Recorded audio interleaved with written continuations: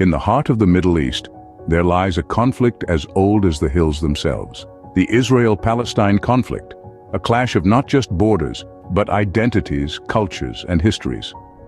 Let's rewind to 1948. The creation of the State of Israel marked a significant turning point in the region's history. This event, however, led to the displacement of hundreds of thousands of Palestinians from their homes, laying the foundation for a bitter and complex conflict that continues to this day. The territorial disputes between Israel and Palestine are a major ingredient in this simmering pot of tension. Israel's policies have often been criticized for favoring Jewish rights and privileges over those of Palestinians. A strategy known as territorial Judaization is implemented with the aim to control as much land as possible with a minimal Arab presence. This strategy often leads to an escalation of conflict, as seen in recent events in the East Jerusalem neighborhood of Sheikh Jarrah. And then there are the Israeli settlements.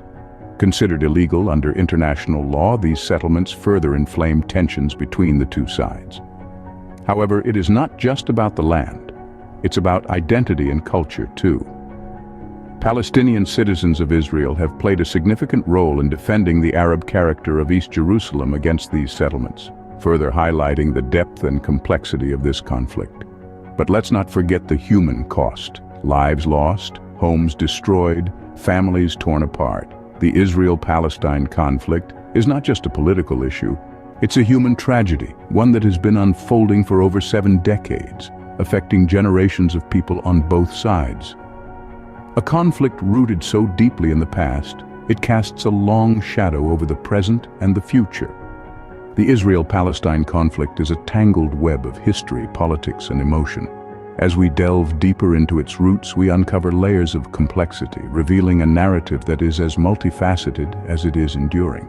The road to peace is paved with good intentions, and yet it often leads to unexpected destinations. This adage rings especially true when we consider the Oslo process and its impact on the Palestinian political landscape. Introduced in the early 90s, the Oslo process was a set of agreements intended to bring about a peaceful resolution to the Israeli-Palestinian conflict. However, it instead led to the fragmentation of Palestine and a diminishing political influence for Palestinians in exile. The Oslo Accords divided the West Bank into 3 areas, each with its own distinct governance and control.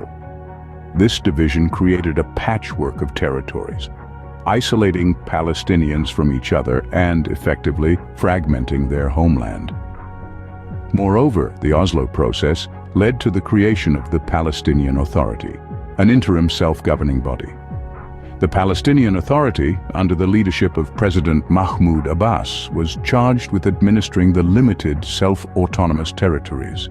However, this role was complicated by the strained relationship between the authority and Gaza, governed by Hamas. Despite being part of the same nation, the Palestinian Authority and Hamas have had a tumultuous relationship, marked by power struggles and conflicting ideologies. This division in leadership has further fragmented the Palestinian political landscape and decreased its influence on the international stage. Both Abbas and Hamas have faced legitimacy crises in their governance. Abbas, for instance, has been criticized for his lack of interest in governing Gaza, leading to a weakened political influence for Palestinians in exile. On the other hand, Hamas has seized the opportunity to demonstrate its national credentials, further deepening the divide. A fragmented nation, a divided leadership, the road to peace seems fraught with obstacles. But as we journey on, it's important to remember that the path to resolution is rarely straightforward. And while the current landscape may seem bleak, history has shown us that change is not only possible, it's inevitable. The world watches, waits, and wonders, when will the winds of peace blow over this troubled land? In this complex tapestry of conflict, the threads of the international community are woven in, sometimes subtly, sometimes overtly. The world, in its collective conscience and political mechanisms, has a role to play in the Israeli-Palestinian conflict. Yet, the path to peace is a precarious one, and intervention to end the occupation and facilitate a two-state solution seems, at this point, unlikely. But as we navigate the turbulent waters of the present, we can find potential routes to peace in the past. Look, for instance, at the Biden administration.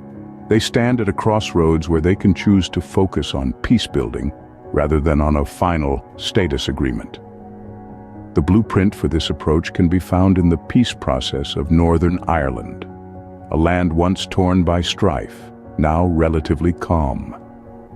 The peace process in Northern Ireland was incremental, painstaking, and required the sustained effort of both local and international actors. Central to this was the International Fund for Ireland, a body that transformed the very variables of conflict by fostering economic development and promoting reconciliation. Could a similar approach work for Israel and Palestine? It's an idea gaining traction, with the bipartisan Middle East Partnership for Peace Act promising funding for civil society and economic programs in the region. The idea to expand these efforts into an international fund has even found support from US allies. The success of peace-building ventures, however, is not guaranteed. They require a commitment to disrupt violence, a willingness to foster trust, and most importantly, the resolve to build a shared future. It's a tall order, but not an impossible one. The world can only offer tools for peace. It's up to the people on the ground to use them. The future is a book unwritten, and yet the pen is in the hands of those who are embroiled in the conflict. As we gaze into the horizon of the Israeli-Palestinian conflict, certain possibilities emerge. One such possibility is a gas pipeline to Gaza. This project, advancing from abstract to concrete, could be a beacon of economic growth and stability. It promises an end to the rolling blackouts plaguing Gaza, stimulating economic growth. This could be a significant step towards creating a more stable environment. Yet it's important to remember that this is just one piece of the puzzle. The larger issue lies in the power dynamics that have fueled this conflict for decades. The path to peaceful coexistence is not a simple one. It requires a fundamental shift in the balance of power, a shift that places equal value on all lives, regardless of nationality or religion. While the international community can play a role, the ultimate resolution lies in the hands of those directly involved. It's about their willingness to let go of deeply ingrained narratives and make way for a new, shared story. In the end, it is not the might of the armies, but the will of the people that can turn the tide of history